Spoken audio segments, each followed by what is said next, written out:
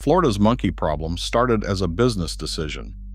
A wooden crate sits on a small island in the middle of a Florida river. A man leans down and lifts the latch. 6 monkeys step out. Pink faces, brown fur. They blink at the cypress trees. He gets back in his boat, satisfied. He has just solved a business problem. Within hours, all 6 of them are gone. Nobody wrote down what those 6 cost him. But over the next 70 years, roughly 1,000 of their descendants would be caught in these woods and sold. Not to a zoo, not to a park, to laboratories. This is what they were really selling. Silver Springs sits east of Ocala, in the middle of the state.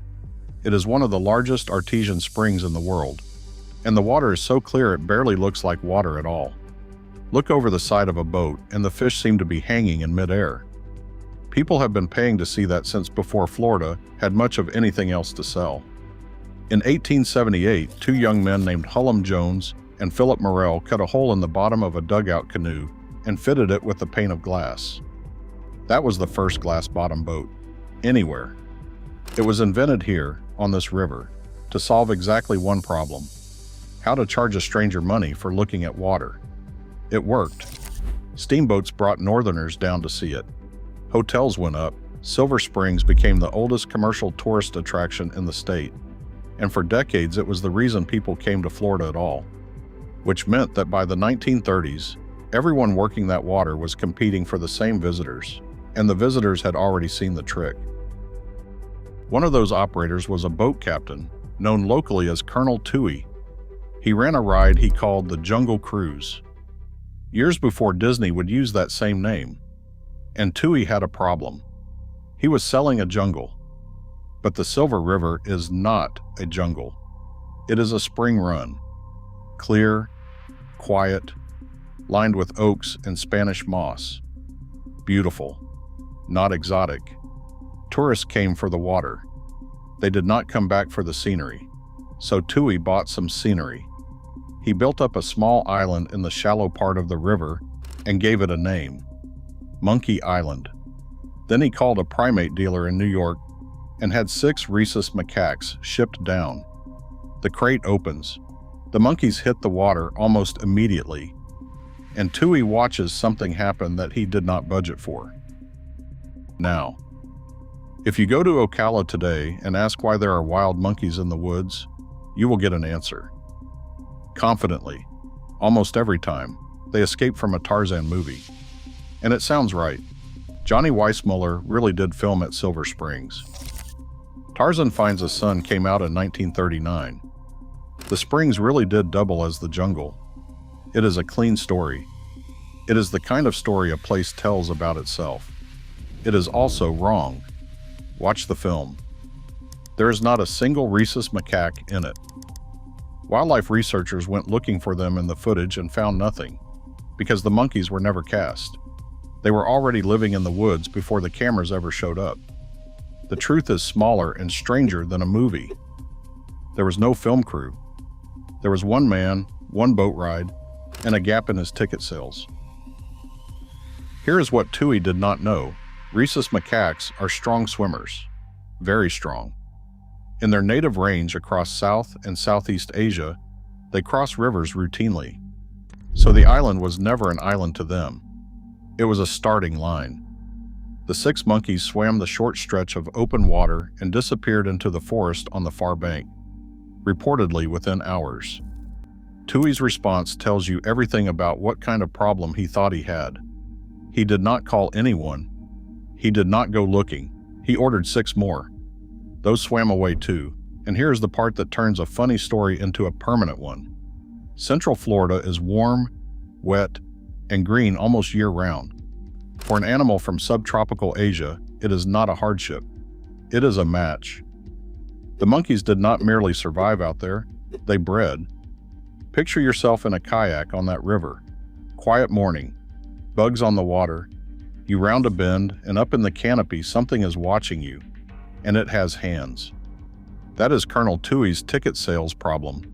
90 years later, still compounding. By the 1980s, the population had grown to something like 400 animals. and they were no longer staying near the springs. By the early 1990s, macaques were being sighted 11 miles north and more than 18 miles south of where the Silver River meets the Ocklawaha. Florida decided to manage the problem, and the way it chose to manage it is the part almost nobody knows. In 1984, the state permitted trapping. 217 monkeys were caught that year and sold for biomedical research. 20 more the following year. In 1986, roughly 59 more are believed to have been taken by trappers with no permit at all. Between 1986 and 1990, 20 females were sterilized. That was the humane track. It was also the smaller number. Then, from 1998 to 2012, a single private trapper, licensed by the state of Florida, captured about 830 macaques from Silver Springs and the land along the Ocklawaha. Around 700 of those came from inside the park itself. He sold them to biomedical research facilities. Added up across the whole period, and it is roughly 1,000 animals. Trapped in a public park, sold into labs. And Silver Springs was not the only place this was happening. In the 1970s, a laboratory animal supply company called Charles River Laboratories put rhesus macaques on 2 islands in the Florida Keys. Not as an attraction, not by accident, as stock. Florida's climate was doing for free what a facility would otherwise have to pay for: housing, heat, food, breeding. So by the time trappers were working the Ocklawaha, the underlying logic had been made explicit somewhere else in the state. Monkeys in Florida were a supply chain. The Silver Springs program ended in 2012, not because the state reconsidered, but because the public found out where the monkeys were going. And then, 6 years later, a team of researchers took saliva samples from the monkeys still living in the park. What came back changed the argument completely. In 2018, a study published in the Centers for Disease Control journal, Emerging Infectious Diseases, looked at herpes B, a virus most macaques carry without ever getting sick. In people, it is extremely rare. It is also extremely serious. Untreated, about half of human infections cause fatal swelling of the brain. Among monkeys trapped between 2000 and 2012, roughly a quarter tested positive for exposure. And during the fall mating season, when the males are stressed and fighting, somewhere between 4 and 14% were actively shedding the virus in their saliva. No one has ever been documented catching it from these monkeys in the wild. Not once. But the State Wildlife Commission read that study and started talking about removal again. Which brings us back to the only question that has ever really been driving this. Those monkeys were never wild animals that wandered in. Every single one of them is descended from stock somebody purchased, on purpose, to raise the price of a boat ticket. They were inventory from the beginning, and that never stopped being true. Once they were loose, they became something better than inventory. A supply that fed itself. Nobody paid to house them. Nobody paid to feed them. Central Florida did that for free, for decades.